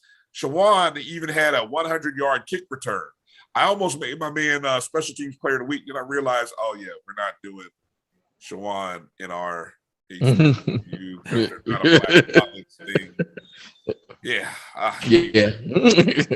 exactly. Penalties, guys. There were 28 penalties in that game. I don't know what if you look at a game like that, what's a bigger stat? The fact that you got that kind of rushing numbers from Virginia Union, who had 363 rushing yards, or 28 penalties in the ball game. I've seen 28 penalties before. Unfortunately, I've seen 28 penalties. I bet that was a long game. This game seemed like it was long. Was it? Oh my God. But you don't see 300 plus yards quite that often. Not anymore. We're not talking about Oklahoma and Nebraska back in the day with the wishbone offense. Yeah. So the 300 yards rushing is the more telling stat than the 28 penalties. The 28 penalties is just, lack of discipline, lack of concentration. I don't know what the weather conditions were at that particular site, but, all that could factor into those 28 penalties. Bowie State, the only Division II ranked HBCU. I think they're 16th. 51-44 against Virginia State. Albany State's receiving votes. Just want to throw that in there. As Albany they State, should. Wait a minute. Yeah. They're not even in the top 25, Albany State? I don't believe so. No, I don't think so. Holy smokes. That's crazy. Yeah. That's crazy. The credence to the polls are of the polls are interesting. They are interesting. I forgot to mention their score. Maybe we'll jump back and one of you guys may want to mention that because they did win. They did play this past weekend and did get a win. But back to Bowie State, Virginia State. You had over 1,000 yards of offense, 95 total points. How about this? In the third quarter, you had 36 points in the third quarter, 35 points in the fourth quarter. I think it was halftime was like 21-3 Bowie. And then all of a sudden, I just started looking at the scoreboard, and all of a sudden, touchdown. Somebody scored a touchdown. Who was it? It was Virginia State. Damn, they scored again. Bam, here comes Bowie. It was just ridiculous, the number of back and forth points that went off in this game. You had another guy run for damn near 200 yards. Darius Higgins of Virginia State ran for 199. Bowie State, Khalil Wilkins ran for 168. Jamie Bowie just doing the thing over there down there. I can't explain what I'm seeing, and that was the most ridiculous game in terms of offensive production that I think there might have been on the under D1 level. Well, this was interesting because Bowie had been doing it with defense all year for the most part. You know, they've had dynamic offenses in the past, but this game, this season they've been doing it primarily through defense. So it kind of went back to a throwback that, you know, the I guess the ping pong effect where it just went boom, boom, boom, and just touchdowns, going off the board in the third and fourth quarters for both of those squads. So it's kind of interesting. Maybe, something that they may want to go and get back to the drawing board defensively. But, kind of going back and piggybacking off the last point as well, these teams didn't play last year. I think tackling has suffered, and you're seeing the rushing numbers being skewed based on that. Just as you kept kind of reading the stats, really for all divisions and all squads, especially teams that didn't play last year or teams that didn't play in the spring, you're finding out that, I think in every facet, maybe even of education, that there's a lot of relearning going on. And I think relearning to playing ball is one of those things too, as far as, the lost art of tackling and the lost art of just getting the man to the ground. So I think, with rule changes and having to relearn what that is and what that new normal is as far as playing football and really defensive football in general, put, 7-on-7, ball in there too. I think, when you're not doing something for an entire year, I think it does have an effect. And I think you're seeing these squads having to relearn those things. Drew, care to add anything there regarding Bowie and Virginia State? No, but I am going to bring this out. You were talking about rankings and polls. The latest D2.com football poll, shout out to Chris Ferguson, friend of the show from D2football.com, has Bowie State ranked at number 12, and they're the only HBCU ranked in the D2football.com poll. But over on the AFCA coaches poll, you have Bowie State ranked at 14, with Albany State and Savannah State in the receiving votes category, where we know Saturday that's going to take care of itself because one of those two teams will be dropping out of the receiving votes category. So just thought I would bring that out to everybody. You know what's interesting? This is where Bowie State is as a program. Now, they still have not lost to a Division II opponent in the regular season since 18, I believe. Yeah, 18. Now, I mean, they had the playoff loss in 2019. They had the first game of the season this year. What? And in 18, they lost in the playoffs in 18 also. Right. But I think, but so Bowie now has reached that level where I think, and I juxtapose this with Albany State. Albany State has the number one scoring defense in Division II football, allowing 6 points a game. They held Benedict to 6 points this past week. They're the only team that really has kind of probably held Valdosta State to, I don't know. I haven't looked at Valdosta. I think it was 21 It was 21. 3. Yeah. 21-3.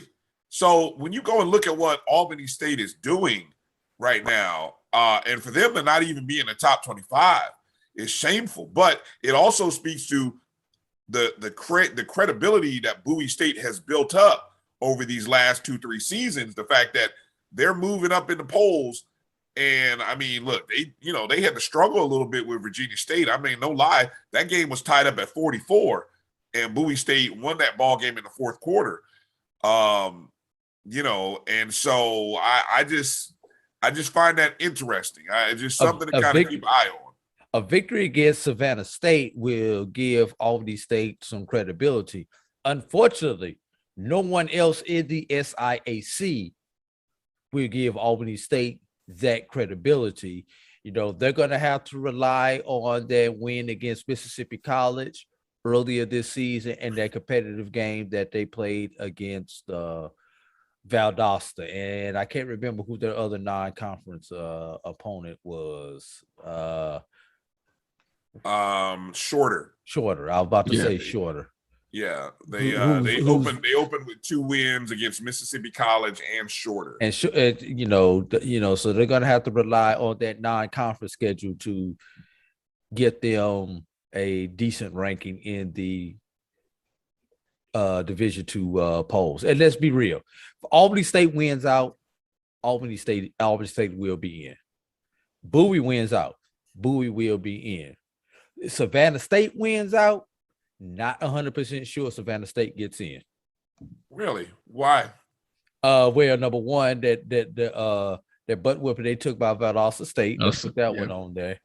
And then they've got to win against Erskine as a non-conference win. Okay.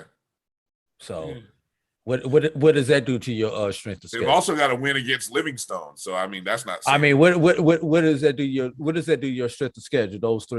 Those two non-conference wins. Okay, I see your point. Good point. Winston-Salem State gets a shutout against St. Aug, 41-0. How about Shaw, 20-9 over Livingstone? Interesting. When I looked at Shaw, here's a team that they have 2 losses this year by 2 and 3 points. Shaw is running on the risk of missing out on everything this year. They'll probably finish 8-2 with a 3-point loss to Fayetteville State and a 2-point loss to Davidson College back on week 2. Shaw, just something to think about how crazy it is. And the fact that Shaw and you're up on the playoff rankings just as well as anybody that in Black college sports, Drew. I think it's real interesting just seeing how far away. See Virginia State Shaw 2019. Is. Right. Speaking of teams that are just way off on another planet with an opportunity that who knows what kind of opportunity they'll get. Fayetteville State. 55-12 over Johnson C. Smith. Fayetteville State put up 500 yards of total offense. They defensively, this is just Jackson. I mean, wow. 14 tackles for loss, 5 sacks, an interception, a fumble recovery, and a touchdown. That's all what Fayetteville State's defense did to Johnson C. Smith. Who was that again? Johnson C. Smith. Let's move on to the next subject then. Yeah, I just want to give Fayetteville State they credit because they're gonna finish 9-1. I mean, up. They've got St. Aug, Livingstone. They'll finish 9-1. They'll lose to Bowie in the championship game, and then Shaw can sit there and be talking about what do we need to do to get over the hump in the South. That's exactly what's going to happen, Brian. Let's move on to the next schedule. Langston. I want to give one last mention here in the under D1. Nah, we'll talk about Langston. Because Langston, their strength of schedule had been up in questions. Texas Wesleyan traveled to Langston for homecoming. That was one of the game, I think, Drew. Langston was actually down 17-7 in the first quarter of this ball game before they ended up really breaking out the can on Wesleyan, and it really shut them out in the second and third quarters. And how about this? Remember back when we were talking about, I can't think of the backup quarterback's name. Oh, Raquan Washington. We were talking, and then we got Coach Morgan, and then he told us, which was really the bomb drop of all, but he was like, "Yeah, Washington is really the backup." I said, "What?" I said, "You mean the guy who had 8 touchdowns in a game is the backup?" Yeah, he's the backup. And then he's like, "Yeah, Larry Harrington, the starter, was hurt." Well, Larry Harrington had himself a day, fellas. He was 12 of 19, 312 yards passing, 5 touchdowns.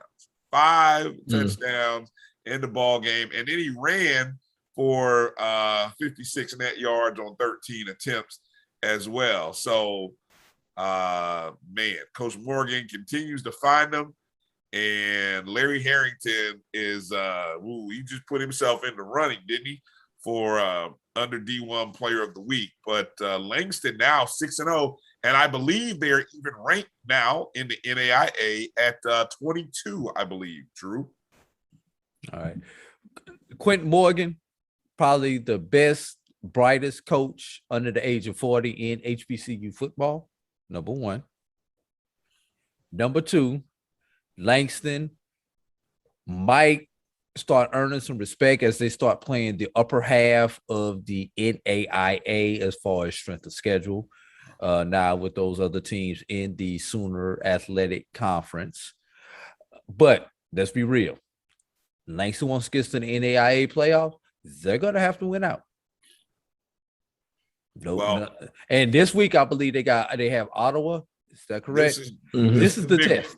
This is the test. This is the test. If they could beat Ottawa, because I believe Ottawa is the team that was co-champion with them back in 19, if I remember that correctly. Yes, and 2019, yeah, and Langston. So Langston and Ottawa got the bid. Yeah, Langston has the last 2 times they played. They actually played in the spring. Langston lost by 4 points in the spring, and so that's probably why the seeding is kind of the way it is, or at least the rankings are the way they are. 2019, though. On the road in Phoenix, Arizona, they lost 27-7. Yeah, and then in 2018, they actually beat them 63-56.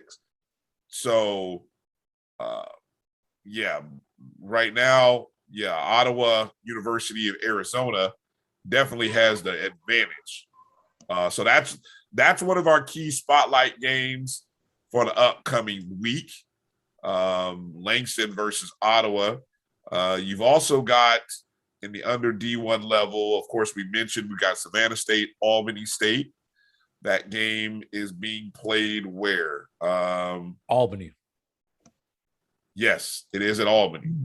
Yep, Albany State gets the home game for that one. Kentucky State, Miles. Miles, again, traveling for the 3rd consecutive week to Kentucky State. 3 weeks ago, that would be the game we would be talking about. Not so sure now. You don't think that's one of the top games of the weekend? I don't. I think the 2-time defending champs. If Kentucky State is going to get over the hump, it's this game. This is look. Miles has kind of been a little up and down. It hasn't been your typical Miles year, right? But this is it for Kentucky State. This is your chance to sort of prove, like it. Remember last year when we talked about Savannah State getting over that hump and beating Albany State back in 2019? This is that game. This is that game for Kentucky State.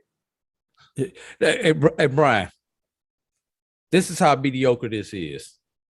Let's assume Miles beats Kentucky State. Oh. Let's assume Lane beats Tuskegee. Do you realize everyone in the SIAC West will be 2-2 at that point? No, Miles would be 3-2. Oh, excuse me. Miles would be 3-2. Yeah. And they would be. But no, I guess my point is everyone would have 2 losses. That's the point I was trying to get. But Miles would be the front runner because they'd have a win over Lane and they have a win over Kentucky State. Now they just everybody got to win over Central. So yeah, they just can't stumble to Edward Waters or Tuskegee. Edward Waters doesn't count. Okay, so then they can't stumble to Tuskegee at the end of the year. Yeah. Yeah. I don't think there's any big matchups in the SIA and the CIAA for this upcoming week. Actually, no. Bowie yeah. That's what I was going to say. Bowie and Union. Yeah, that's probably your marquee matchup. It's at Union on their turf, the new field turf there at Union. That's a sneaky game. That game has always been a spotlight game in the North. And I think that'll definitely be one as well. Looking at, and obviously the Big South matchup, Hampton and A&T. This one's at Hampton. So it's a good opportunity to kind of have that. What do we call this, Jamie? An old school field. Old school MEAC field. Old school MEAC showdown in the Big South, right? It is. Yeah, I'm curious to see it. I mean, I'm curious to see if A&T is going to travel. That too. That's not a short hike, but it's not a long hike. Right. Over in the MEAC, as we kind of mentioned earlier, probably your big game is Norfolk State traveling to Howard. South Carolina State is hosting Delaware State. And Morgan is playing Central. That's not really a game. If Central don't win that, something's wrong.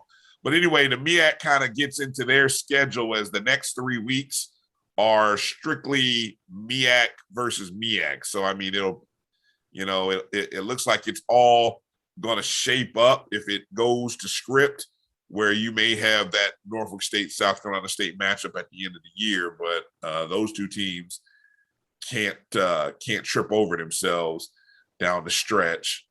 And then over in the SWAC, I think we mentioned this earlier, our big game this weekend, Prairie View traveling to Southern. Let me see. Bethune is traveling to Jackson State. Any kind of hangover that Jackson State might have, could this be a spot? Drew doesn't seem to think so. Could this be a spot, Jamie? Bethune might maybe get no. How about the long trip that FAMU has to Mississippi Valley State this weekend? That could be a game where somebody gets tripped up. Itabena is not the easiest place in the world to play in. No, it's not. No, it's not. Not at all. Okay. Maybe they're gonna fly him in. I hope so, because if we're gonna fly too. Yeah. Wherever it is, it's got to be a short. It's got to be Jackson. Airport to Itabena. You probably have to fly into Jackson and then drive up to Itabena, I would imagine. Yeah. 'Cause I heard Coach Dancy talking about how tough it was to get to Itabena, and there wasn't a lot of people lined up to go to Itabena. So interesting. All right, Drew. Let's take a look at the polls for the upcoming week. Now, these are the HBCU Pro Sports Media polls, right? Yeah, we'll start with HBCU Pro Sports, and then we'll go over the BCSN rankings after that. BCSN rankings afterwards. All right. We're gonna start with the major. Gotcha. All right. In the receiving votes category, Delaware State, Alabama State. Coming in at number 10, 15 points, Grambling State. Coming in at number 9, still hanging around the polls despite 3 losses in a row, is going to be Alabama A&M with 19 points. Wow. Coming in at number 8 with winning 2 of their last 3, Tennessee State, 29 points. Number 7, the biggest team that we expected to do more, Southern University, 48 points. Number 6, my brother Jamie's alma mater, North Carolina A&T, 62 points. Number 5, despite the fact that they just played Virginia Lynchburg, Norfolk State comes in with 79 points. Number 4, we're still the champs, even though we never lost our championship on the field. Alcorn State, 92 points. Okay. Coming in at number 3, the team that's trying to make it its best bet to get into the playoffs, Florida A&M University with 94 points. Only 2 points separating Alcorn and FAM. Wow. Number 2, that the team out west who's outshone everybody out there, Prairie View A&M, 119 points, 2 first place votes. And coming in at number 1, Jackson State University, 128 points, 11 first place votes. Full disclosure, I'll go ahead and put it out there. I am one of those 2 first place votes for Prairie View A&M. I'm the second, probably. I'm the second. I didn't think Prairie View did anything to lose their spot at the top. I'm taking in consideration they're coming off a bye. They're traveling. Maybe Jackson State didn't impress me enough beating Alabama State. Like 28-7. It's a W, but it is, I didn't think there was a need for anybody to move in the top 2. Jamie, what's your reaction to the poll? Oh, I think it's spot on. I'm actually surprised A&T was actually up that far, to be honest with you, but I think it's spot on. And for me, looking at it, after you get past the first 4 or 5, it's almost like the bottom 5 are kind of there by default. Who else you gonna put there? Yeah. Who else are you gonna put at 6 if you don't put A&T at 6? Yeah. Same thought. Consistent. Tennessee State doesn't have enough victories. Alabama A&M is on the decline. So who else could be number 6 besides Tennessee A&M? State wasn't in that poll. They weren't in the top 10, were they? Tennessee State's number 8. Okay, that's what I thought. Okay. Yeah. Yeah, it is what it is. Yeah. Yeah. You kind of get teams in there by default. Yeah, it's starting to shake out the kind of way I thought it. There's really 4 major teams, 5 major teams, and everybody else is kind of just there floating around like chum. I guess that's why we only do top 5. That's exactly why we only do top 5. All right, do the mid-major, which is the FCS or the D2 and NAIA. NAIA. All right, receiving votes. Miles, Bluefield State. Okay. Number 10, Lane, 21 points. Number 9, Fort Valley, 23 points. Number 8, Virginia Union, 26 points. Number 7, Shaw, 38 points. Number 6, Kentucky State, 46 points. Number 5, that team from the South, Fayetteville State, 77 points. And 1 through 4 have not changed. Just the order may have changed a little bit. Number 4, 89 points, Savannah State.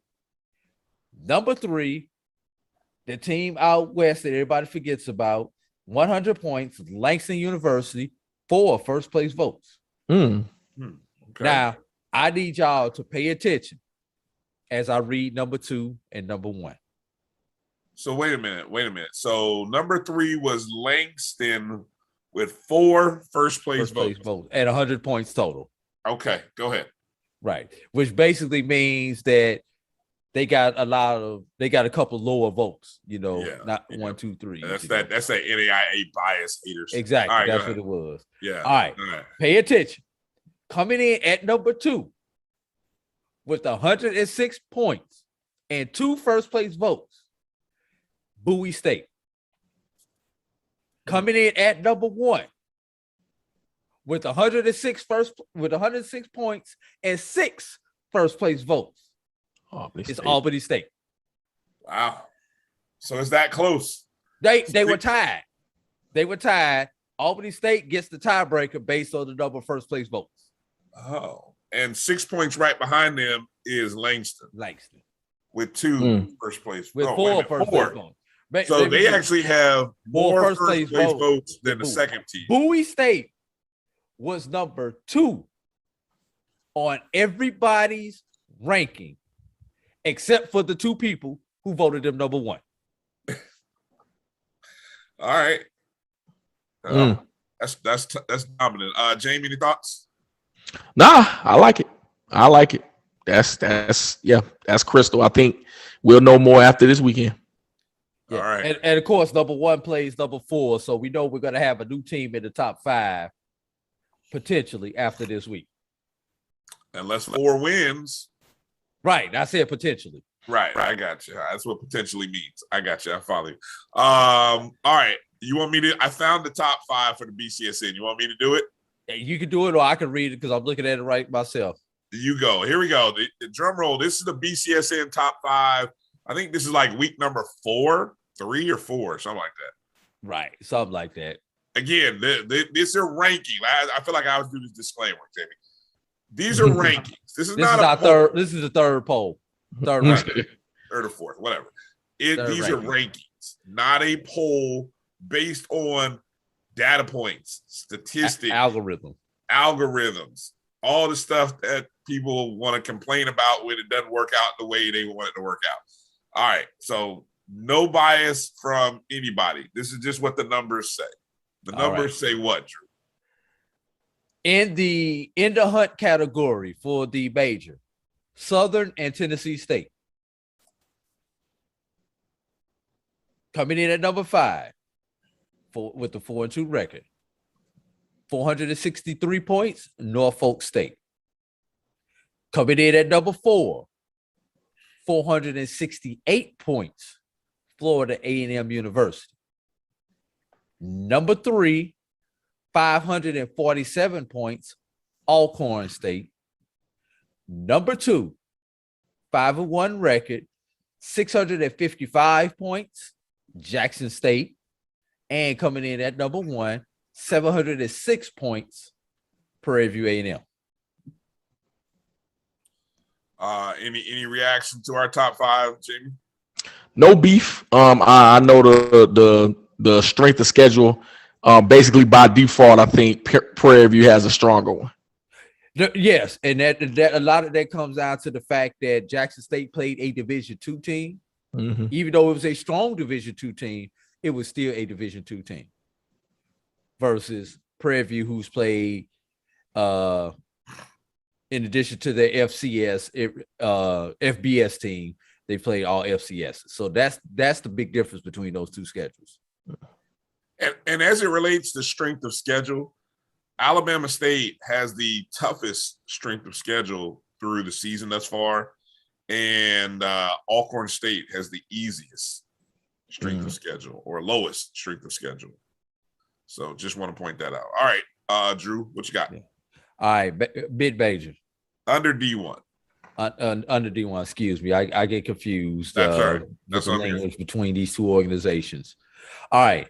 In the Indy Hunt category, Lane at 4-3, Virginia Union at 4-3, and Shaw at 4-3. Coming in at number 5, 652 points, Fayetteville State. Number 4, 752 points at 6-1, Savannah State. At number 3, 805 points, also at 6-1, Bowie State. At number 2, 873 points, 6-1, Albany State. And our number 1 team at 6-0, 890 points, Langston University. Well, Albany State, Bowie, Savannah State, all sitting there at 6-1. Fayetteville State, obviously. Look, Jamie, any reaction to the under D1? No beef. No.